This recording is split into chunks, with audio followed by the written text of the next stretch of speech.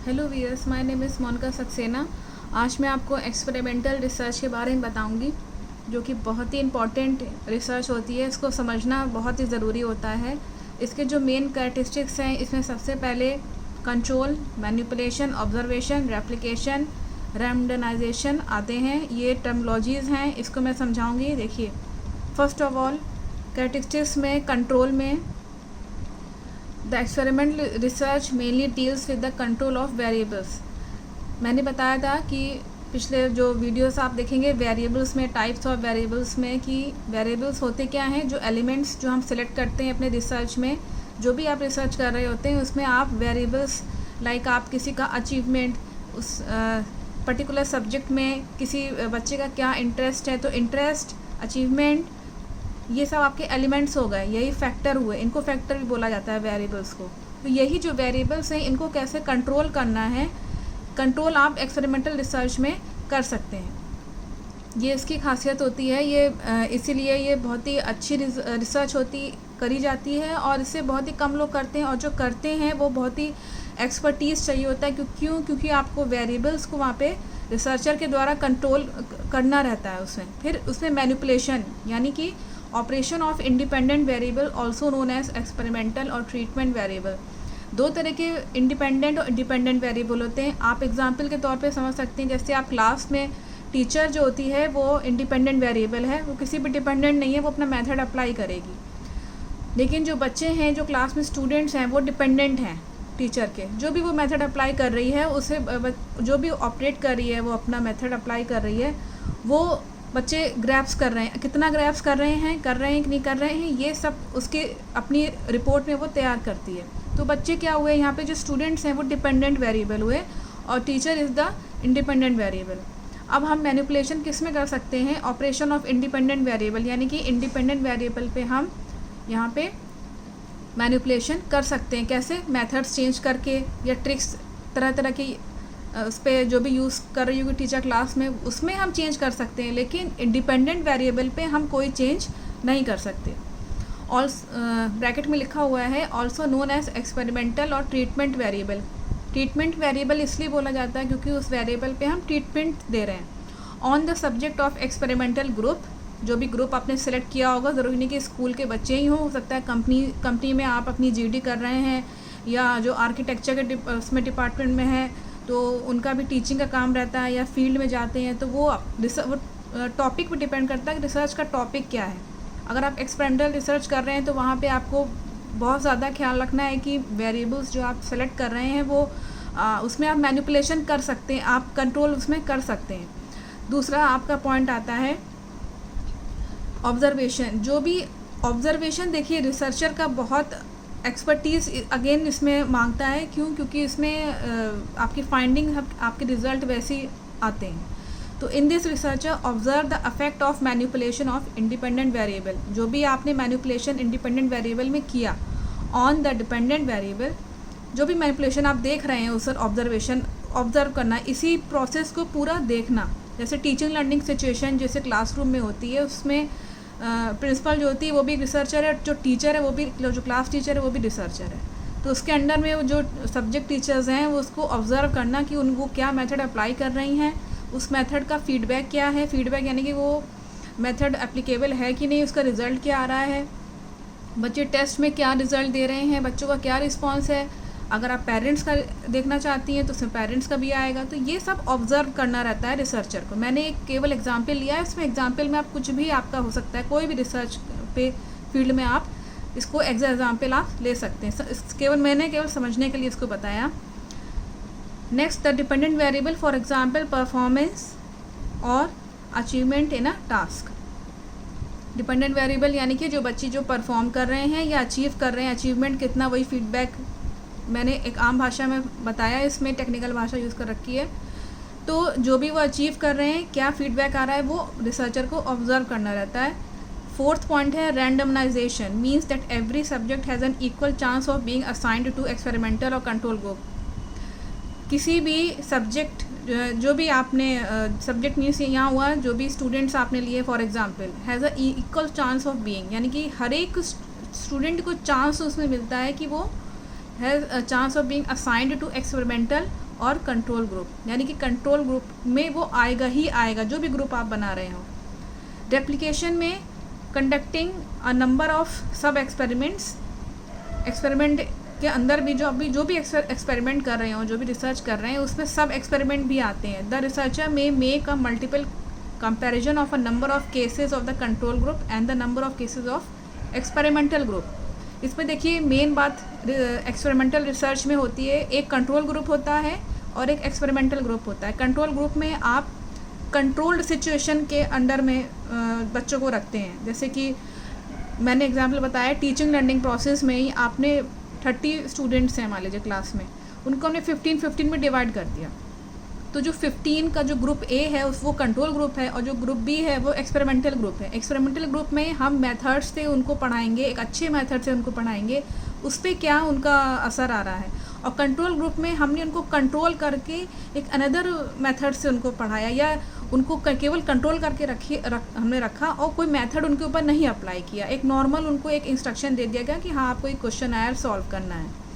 तो वो डिपेंड करता है कि रिसर्चर किस तरह का एक्सपेरिमेंट वो अपने रिसर्च में कंडक्ट कर रहा है। हो सकता है कि आप जो है बच्चों को खुले में बैठा दें, ग्रुप बी को जो है आपने खुले में बैठा दिया ग्राउंड में, और जो ग्रुप है ए है उसको क्लास के अंदर बैठाला।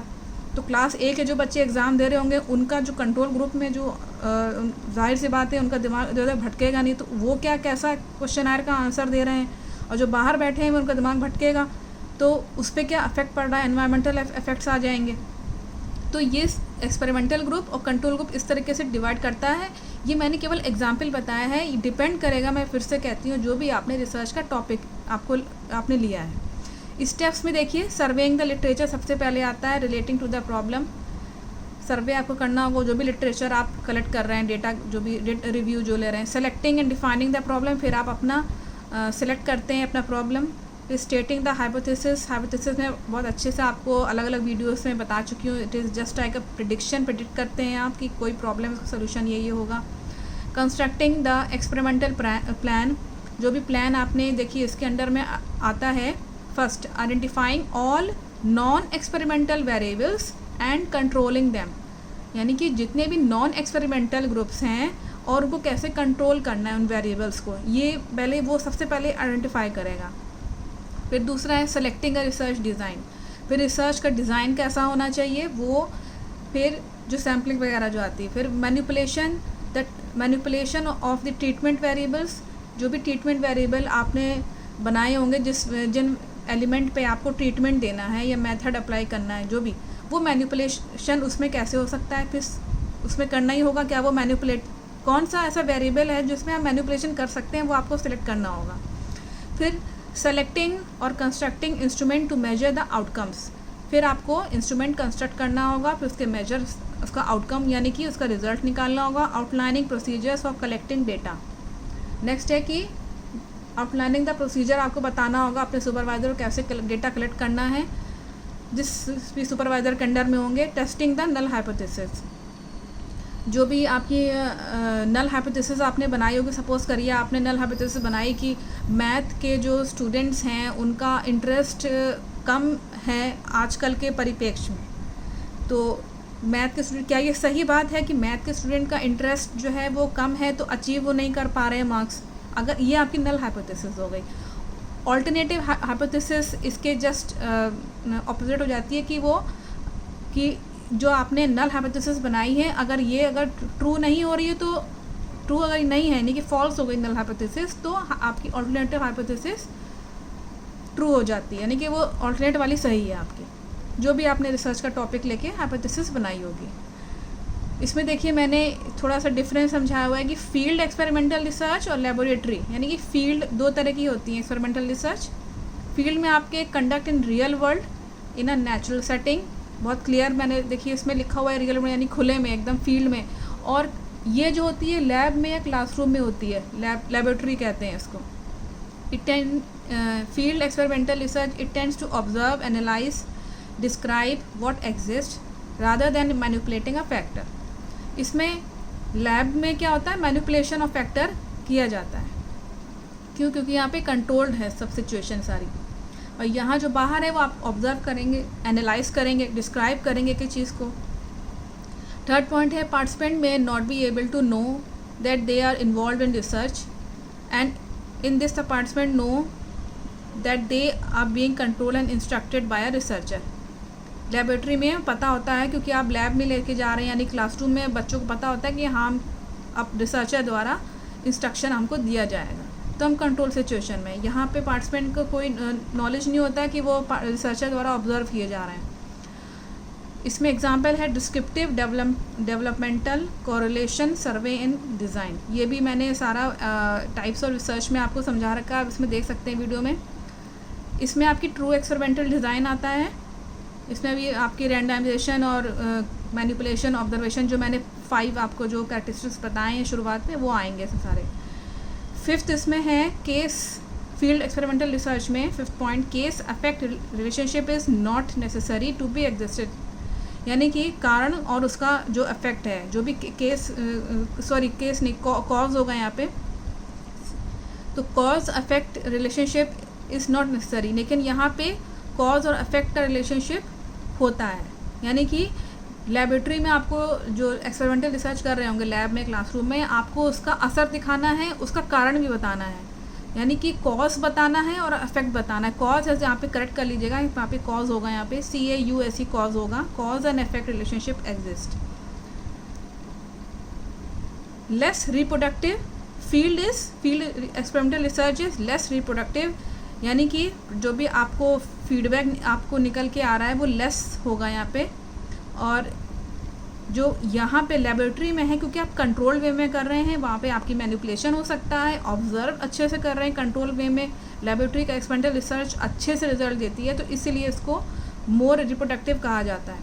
और ये ज़्यादा रिलायबल भी होती है और वैलिड होती है, इसकी वैलिडिटी और रिलायबिलिटी दोनों हाई होती है किसकी, लेबोरेटरी की, जबकि फील्ड की कम होती है, लेस रिलायबल एंड वैलिड। क्यों? क्योंकि वो खुले में की जा रही है और पार्टिसिपेंट को पता भी नहीं है, और वो आपके जो है कॉज एंड अफेक्ट रिलेशनशिप जो कि एक्सपेरिमेंटल रिसर्च का मेन कैरेक्टरिस्टिक्स है, वो फील्ड एक्सपेरिमेंटल रिसर्च को कोई ज़रूरी नहीं कि हो ही, लेकिन जो लेबोरेटरी वाली होती है ये सारे कैरेक्टरिस्टिक एक्सपेरिमेंटल रिसर्च में, देखिए ट्रू का मतलब हुआ कि सच्ची एक्सपेरिमेंटल रिसर्च उसमें की जाती है। वेरिएबल्स में इसमें टाइप्स जो आते हैं वो इंडिपेंडेंट वेरिएबल्स हैं, डिपेंडेंट वेरिएबल्स हैं। मैं आपको समझा ही चुकी हूँ कि क्या होते हैं ये। एक्सोजेनस वेरिएबल्स, पार्टिसिपेंट वेरिएबल्स, यानी कि पार्टिसिपेंट जो भी आप स्टूडेंट्स ले रहे हैं जो पार्टिसिपेट कर रहे हैं उनको भी वेरिएबल्स माना जाता है। Stimulus variable in this behaviour occurs, मैंने देखिए लिखा हुआ है यहाँ पे, वही भी बातें लिखी हैं जो मैंने आपको ऊपर अभी पिछले उसमें पेजेस में समझाई हुई है वेरिएबल्स में। और कंट्रोल्ड वेरिएबल्स, यानी कि जिनको हम कंट्रोल कर सकते हैं। ये तरह तरह के वेरिएबल्स आपके एक्सपेरिमेंटल रिसर्च में इंक्लूड होते हैं, जो ट्रू एक्सपेरिमेंटल रिसर्च है वो। अब ये देखिए डायग्राम में आप देख सकते हैं the relationship between the cause and affect. देखिए कॉज अफेक्ट रिलेशनशिप मैंने पहले बताया था कि इसमें बहुत इंपॉर्टेंट कैरेक्टरिस्टिक्स है, और ये एग्ज़ाम में भी बहुत पूछा जाता है कि कॉज में इंडिपेंडेंट वेरिएबल आते हैं जिसमें आप मैनिपुलेशन करते हैं और कंडीशन A लगाते हैं। कोई भी कंडीशन आप लगा सकते हैं, कोई मेथड यूज़ कर सकते हैं, कोई मेथोडोलॉजी से आप किसी को कोई इंस्ट्रक्शन दे रहे हैं तो कंडीशन A इसको मान लिया गया है यहाँ पे। दूसरी तरफ है अफेक्ट दिया आपने कॉज में, तो अफेक्ट कॉज के बाद आपका अफेक्ट जो आएगा वो डिपेंडेंट वेरिएबल पे दिख जाएगा, यानी कि बच्चों पे क्या उस मेथड का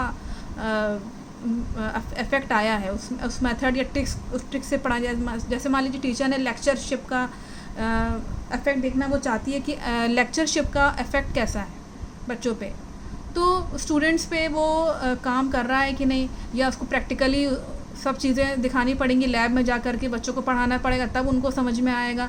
तो ये पूरा इफेक्ट के केस में आ जाता है डिपेंडेंट वेरिएबल। इसमें आपका मेजरमेंट आएगा, मैनिपुलेशन नहीं आता, क्योंकि मैं पहले बता चुकी हूँ डिपेंडेंट वेरिएबल में आप मैनिपुलेशन नहीं कर सकते। मेजरमेंट करेंगे कि हाँ कितने बच्चों ने समझा उस चीज़ को, फिर आउटकम निकलेगा, आउटकम A, और इसके बाद कंडीशन B अगर आप लगा रहे हैं तो कंडीशन B का outcome. Display the effect of exogenous variables on the relationship between. अब मैंने देखी एक्सोजेनस वेरिएबल्स वो होते हैं जो आउटर स्टिमुलस को डिफाइन करते हैं, यानी कि बाहर से बाहरी कोई कंडीशन हो, जैसे मान लीजिए एनवायरनमेंट पे हमने बैठाया, जैसे मैंने एग्जांपल दिया था कि ग्रुप बी के बच्चों को अगर हमने एनवायरनमेंट में बाहर फील्ड में बैठा दिया किसी क्वेश्चंस को सॉल्व करने के लिए, तो एक्स्ट्राजेनियस वेरिएबल्स उसमें इंक्लूड हो जाएंगे, जैसे कि बाहर का माइंड डाइवर्ट होगा, कहीं ना कहीं कुछ चल रहा, कुछ बच्चे खेल रहे हैं, कुछ टीचर्स अपना आपस में बातचीत करें, तो ये छोटी मोटी चीज़ें जो हैं वो उनको डिस्टर्ब करेंगे, तो वो अलग तरह का रिजल्ट या आउटकम निकल के आएगा उनका। तो इस तरह मैंने केवल एग्जाम्पल बताया है, आप अपना रिसर्च उसको समझ सकते हैं। सेम डायग्राम है, बस आपका यहाँ पे कॉज इफेक्ट फिर अगेन कॉज है, यही डायग्राम है। कंडीशन ए आप देंगे, आउटकम ए निकलेगा, कंडीशन बी देंगे, आउटकम बी निकलेगा। फिर आप कॉज में अगेन एक्स्ट्राजेनियस वेरिएबल्स को इंक्लूड करेंगे, इसमें वेरिएशन करेंगे। वेरिएशन मतलब कि आप अलग अलग वेरीफाई करेंगे कि अलग अलग कंडीशन उस पर वेरिएबल्स को वेरीफाई करेंगे, जो भी वेरिएबल्स उसमें एक्स्ट्राजेनियस वेरिएबल्स आ रहे हों, तो वो आपको लिखना होगा रिपोर्ट में, उसको वेरिफिकेशन दिखाना होगा। कंडीशन ए अगेन आपको या दिखाना होगा रिपोर्ट में, कंडीशन ए के बाद कंडीशन बी आपने जो भी रिपोर्ट में आएगा वो आपको यहाँ पे केवल कंडीशन ए और कंडीशन बी लिखना होगा, इसमें आउटकम नहीं दिखाना है। केवल आपको ये बताना होगा कि अलग अलग वेरिएबल्स जो बाहर एनवायरमेंटल स्टिमुलस हैं वो बच्चों पे क्या अफेक्ट कर रहे हैं। एक्सटर्नल इंटरनल वैलिडिटी कैसी होती है एक्सपेरिमेंटल रिसर्च की? हाई होती है, ये हम सभी जानते हैं, मैंने पहले ही बता दिया कि इट इज़ वेरी हाई। तो वैलिडिटी का अलग से वीडियो मैंने इसमें बना रखा है, वीडियो आप देख सकते हैं कि ये वैलिडिटी क्या होती है। नेक्स्ट इसमें डायग्राम में आप देख सकते हैं कि एक्सपेरिमेंटल डिज़ाइन दो तरह के होते हैं, एक्सपेरिमेंटल डिज़ाइन और ट्रू एक्सपेरिमेंटल डिज़ाइन। तो जो ऊपर वाला है एक्सपेरिमेंटल डिज़ाइन, इसमें वन शॉट केस स्टडी होती है, one group pre post test design और स्टैटिक ग्रुप कंपैरिजन। जो स्टैटिक ग्रुप कंपैरिजन है ज़्यादातर उसको लोग यूज़ करते हैं, उसका फॉर्मूला होता है, मैं अभी आगे आपको बताती हूँ इसी वीडियो में। ट्रू एक्सपेरिमेंटल डिज़ाइन में आपकी pre post test control group, Solomon 4 group, post test group, only group design. देखिए अब मैं एक एक करके आपको समझाती हूँ कि 3 एक्सपेरिमेंटल डिज़ाइन जो आपने वन शॉट केस स्टडी पढ़ा था, इसमें सिंगल ग्रुप लिया जाता है। मान लीजिए single group is studied only once, केवल एक बार पढ़ा जाएगा। Here X is the treatment and O is the observation made by the researcher. मान लीजिए ग्रुप ए आपने लिया, ग्रुप ए में आपने कोई ट्रीटमेंट दिया एक्स और उसको एक ही बार ऑब्जर्व किया, तो ये वन शॉट केस स्टडी हुआ। One group pre post test design का मतलब हुआ कि आपने ग्रुप लिया, फिर pre test followed by X, यानी कि आपने पहले ग्रुप ए का टेस्ट लिया, फिर देन पोस्ट टेस्ट, यानी कि कुछ पोस्ट टेस्ट मतलब होता है कि आपने कुछ 3 या 4 महीने बाद, जो भी कुछ ड्यूरेशन के बाद, कुछ समय के बाद आपने अगेन टेस्ट लिया, उनका असेसमेंट लिया उनका। तो अब क्या रिजल्ट आया? वेयर डिफरेंस, अब डिफरेंस तो आ ही जाएगा, where difference between O1 observation 1, यानी कि जो पहले प्री टेस्ट लिया था वो, और ऑब्जर्वेशन 2 O2 यानी कि पोस्ट टेस्ट जो बाद में लिया, इज़ एक्सप्लेन्ड बाय एक्स। तो इसका फॉर्मूला क्या हो जाएगा? O1 x O2, यानी कि ऑब्जर्वेशन 1 जो प्री टेस्ट के बाद हमने ट्रीटमेंट देने के बाद ट्रीटमेंट लगाया, फिर ऑब्जर्वेशन O2 यानी कि फिर हमने पोस्ट टेस्ट में ऑब्जर्व किया एक ही ग्रुप में। नेक्स्ट है स्टैटिक ग्रुप कंपैरिजन। इसमें 2 ग्रुप डिज़ाइन लिया जाता है, इसमें आपका 2 ग्रुप लिए जाते हैं, दोनों ग्रुप में फिर one group is expose to X, यानी कि ट्रीटमेंट ग्रुप ए में दिया गया and the result are tested, while control group is not expose to X. जो कंट्रोल ग्रुप बनाया होगा आपने, वो उसमें कोई ट्रीटमेंट नहीं दिया गया, उसको केवल ऑब्जर्व किया गया। And the test is tested in order to compare the effect of X. फिर आप उसमें टेस्टिंग करेंगे वही जो ऑब्जर्वेशन के आधार पे कि आपने उसका रिजल्ट ऑब्जर्वेशन के बाद क्या निकाला। देखिए ये फॉर्मूला इसका ये होता है कि ये ग्रुप ए है, ये ग्रुप बी है। तो जो ग्रुप ए में आपने ट्रीटमेंट दिया, ऑब्जर्व किया, ग्रुप बी में कोई ट्रीटमेंट नहीं दिया, केवल ऑब्जर्व किया आपने इंस्ट्रक्शन देने के बाद जो भी आपने दिया हो। तो जो ट्रीटमेंट दिया गया, जिस मेथड से पढ़ाया गया टीचर ने, मान लीजिए मेथोडोलॉजी आपकी एक्स है, तो उसके बाद ऑब्जर्वेशन के बाद का रिजल्ट आया, और O2 जो ऑब्जर्वेशन 2 है वो ग्रुप 2 जो आपने ग्रुप बी जो आपने बनाया होगा, कंट्रोल ग्रुप आपको डिसाइड करना होगा कौन सा कंट्रोल ग्रुप है और कौन सा एक्सपेरिमेंटल ग्रुप। तो अब इससे में ऐसे लिखा हो while the control group is not expose to X, यानी कि ये नीचे वाला आपका कंट्रोल ग्रुप हो गया, इसमें आपको कोई ट्रीटमेंट नहीं दिया, केवल ऑब्जर्व किया गया। यानी क्लास ए के जो बच्चे हैं, ग्रुप ए के जो बच्चे हैं, हमने जिनको क्लास में बैठाला उन पर कोई ट्रीटमेंट नहीं दिया। यही आपको फॉर्मूला आपको याद रखना होगा, ये एग्ज़ाम में पूछा जाता है और इम्पॉर्टेंट फॉर्मूला है। नेक्स्ट है इसमें pre post 3 true experimental design. देखिए मैंने लिखा हुआ है, ये वो वाला केवल आप देखेंगे 3 एक्सपेरिमेंटल डिज़ाइन है, और ये है 3 ट्रू एक्सपेरिमेंटल डिज़ाइन। ट्रू इसलिए बोला गया है क्योंकि अब इसमें आपकी रैंडमाइजेशन आएगा, आपका इसमें मैनिपुलेशन भी आएगा, ऑब्जर्वेशन आएगा, यानी कि 5 कैरेक्टरिस्टिक्स जो मैंने आपको शुरुआत में बताए थे वो सब आएंगे। इसमें मैनिपुलेशन, ऑब्जर्वेशन, रैंडमाइजेशन सब आएगा इसमें, जबकि उसमें रैंडमाइजेशन पहले वाले में नहीं था। रैंडमाइजेशन मतलब कि मैंने बताया था कि every group has a chance to be selected. First इसमें आता है प्री टेस्ट, यानी कि प्री टेस्ट पहले लिया जाएगा, फिर पोस्ट टेस्ट लिया जाएगा जो बाद में आप कुछ ड्यूरेशन के बाद लेंगे। कंट्रोल ग्रुप डिज़ाइन, जो भी ग्रुप कंट्रोल करा होगा आपने लैब में अपने। Here are is randomisation with experimental design. अब देखिए फर्स्ट ग्रुप जो है उसमें आपने रैंडमाइजेशन किया, ऑब्जर्वेशन किया, ट्रीटमेंट दिया, फॉर्मूले में बिल्कुल क्लियर है, एक्स का मतलब ट्रीटमेंट दिया, फिर आपने पोस्ट टेस्ट के बाद फिर आपने उस ऑब्जर्वेशन 2 किया। फिर उसके बाद आपने जो ग्रुप बी आपने बना रखा था उसमें आपने रैंडमाइजेशन किया, ऑब्जर्वेशन किया, फिर उसके बाद इसमें ट्रीटमेंट नहीं दिया, फिर कुछ ड्यूरेशन के बाद फिर आपने उसका पोस्ट टेस्ट लिया, यानी कि ऑब्जर्वेशन 4 लिया आपने। तो ये फिर उसके बेसिस पे आपकी रिजल्ट निकलेगा। मैं देखिए फिर से समझाती हूँ उसको। जो पहली लाइन में लिखा हुआ है वो ग्रुप ए है, और जो दूसरा है वो ग्रुप बी है, और O1 और O3 आपके प्री टेस्ट में आएंगे, O2 और O4 आपके पोस्ट टेस्ट में आएंगे। अब देखिए ग्रुप ए में रैंडमाइजेशन किया गया, फिर हमने प्री टेस्ट लिया, मान लीजिए हमने जनवरी में टेस्ट लिया था, सपोज करिए जनवरी में हमने कोई टेस्ट लिया बच्चों को, उनको ऑब्जर्व किया, फिर ऑब्जर्वेशन के बाद उनका ट्रीटमेंट हमने दिया, एक्स ट्रीटमेंट दिया। ट्रीटमेंट देने के बाद फिर ऑब्जर्वेशन यानी कि पोस्ट जो टेस्ट लिया, मतलब कुछ ड्यूरेशन के बाद 6 महीने के बाद हमने जून में, मान लीजिए जून में हमने अगेन उनका पोस्ट टेस्ट लिया, यानी कि बाद में अब डिफरेंस निकलेगा ना दोनों में ट्रीटमेंट के बाद। तो अब उस पोस्ट टेस्ट जब हमने ले लिया तो वो आपका ऑब्जर्वेशन 2 हो गया, O2 हो गया।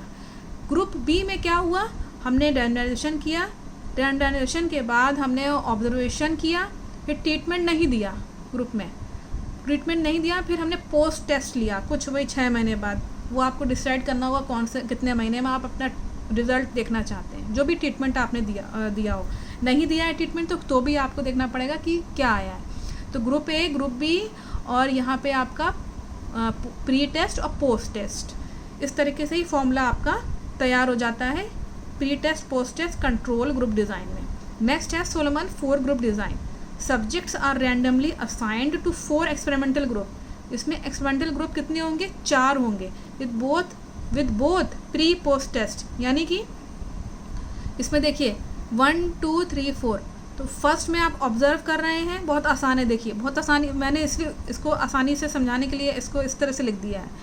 रैंडमाइजेशन हुआ, ऑब्जर्वेशन किया, ट्रीटमेंट दिया, ये देखिए एक्स में आपने ट्रीटमेंट दिया ग्रुप ए में जो एक्सपेरिमेंटल ग्रुप है, फिर आपने ऑब्जर्वेशन किया, पोस्ट टेस्ट किया, पोस्ट टेस्ट के बाद आपने उसको ऑब्जर्व किया, फिर सेकंड ग्रुप में आपने अगेन रैंडमाइजेशन किया, O3 आपने उनको ऑब्जर्व किया, फिर कोई ट्रीटमेंट नहीं दिया, यहाँ एक्स नहीं लिखा हुआ है, फिर यहाँ पे आपने अगेन उसको पोस्ट टेस्ट के थ्रू ऑब्जर्व किया। फिर ग्रुप सी रैंडमाइजेशन किया, ऑब्जर्व नहीं किया, ट्रीटमेंट दे दिया, आपने उसका रिजल्ट बिना ऑब्जर्वेशन के यहाँ पे लिखा, और उसके बाद फिर आपने ट्रीटमेंट दिया, ट्रीटमेंट के बाद पोस्ट टेस्ट किया, और उसके बाद फिर आपने इसका ऑब्जर्वेशन अगेन करके उसका पूरी रिपोर्ट तैयार करी। फिर फोर्थ ग्रुप में आपने ना ऑब्जर्व किया ना ट्रीटमेंट दिया, आपने केवल ऑब्जर्वेशन कर लिया एक समय के बाद। तो ये डिपेंड करता है कि किस तरह का टॉपिक है। ये सारे टेस्ट आपके केवल और केवल सैम्पल डेटा, जो भी डेटा आप कलेक्ट करके उसका जो भी प्रॉब्लम है, जो भी प्रॉब्लम आप सिलेक्ट कर रहे होंगे उस पर बेस्ड आप सिलेक्ट करेंगे। लास्ट है पोस्ट टेस्ट ओनली, केवल पोस्ट टेस्ट होगा इसमें कंट्रोल ग्रुप डिज़ाइन। इसमें आपका रैंडमाइजेशन हुआ, ट्रीटमेंट दिया और पोस्ट टेस्ट ले लिया, प्री टेस्ट नहीं हुआ, उसी के आधार पे आप अपना रिज़ल्ट दे दिया। फिर आपने रैंडमाइजेशन किया वेरिएबल्स, फिर उसके बाद फिर आपने ट्रीटमेंट नहीं दिया, फिर ऑब्जर्वेशन आपने कर लिया और अपना रिज़ल्ट दे दिया। जो सबसे अगर आप इससे पूछेंगे कि सबसे तो खैर समझने वाली चीज़ है कि इसमें कौन सा रिसर्चर अपना यूज़ करेगा डिज़ाइन, और सुपरवाइज़र जैसा आपको कहे आपको वैसा करना है। तो इसमें ज़्यादातर जो स्टैटिक ग्रुप कंपैरिजन है ये इसका ज़्यादा यूज़ होता है। ज़्यादातर 3 एक्सपेरिमेंटल डिज़ाइन ये लोग यूज़ करते हैं।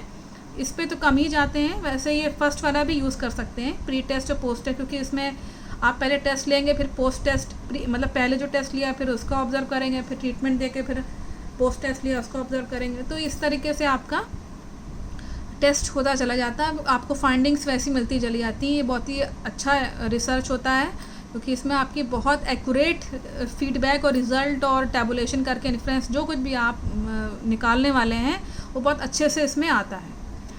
Okay, thank you wears.